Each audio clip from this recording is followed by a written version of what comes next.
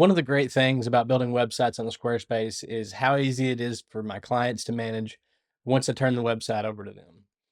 Part of what makes it so easy for them to use is that Squarespace doesn't put any limits on the amount of people who can have access to the back end of the website.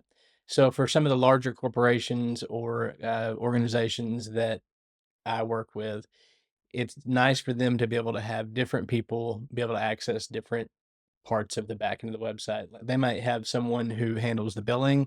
They might have one person that handles their blog. They may have an overall administrator of the website, and so on.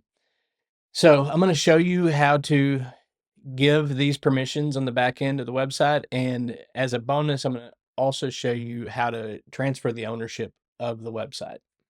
So first things first, if you haven't been in Squarespace in a while, you'll notice that the settings menu is gone over here.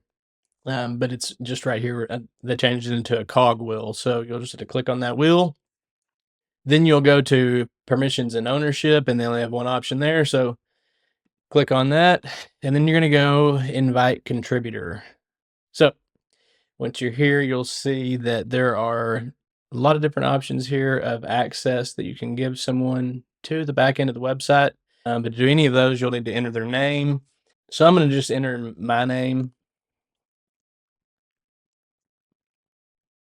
and my personal email address. And then I'll do administrator.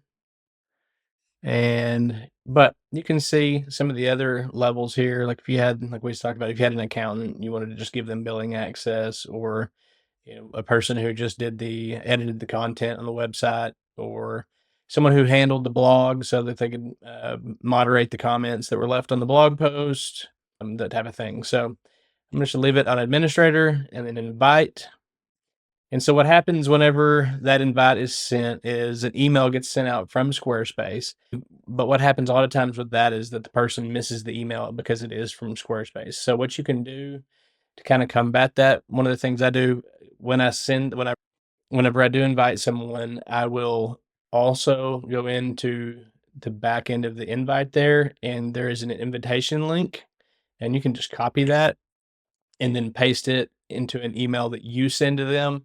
And since it's coming from you, there's a lot better chance that they'll get it and see it. However you want to go about that. So the last thing that we'll talk about here is transferring the ownership. Super easy here. Once a person has been invited as a contributor and then accepted that invitation and become a contributor on the website, then you can transfer ownership over to them. I can show you the steps that we'll go through here, but it won't work because I haven't accepted the invitation yet. So, but you'll just click the transfer ownership. It'll make you confirm who you are, and pick the account. And then once that happens and the person has accepted the invitation, you should better just hit this drop down.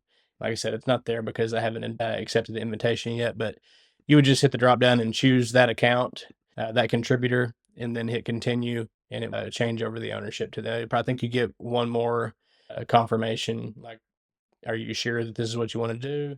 And then it will go ahead and go through. If you found this useful, please leave a like and subscribe for more videos like this one. And if you'd like me to build your Squarespace website for you, you can find my contact information in the description below.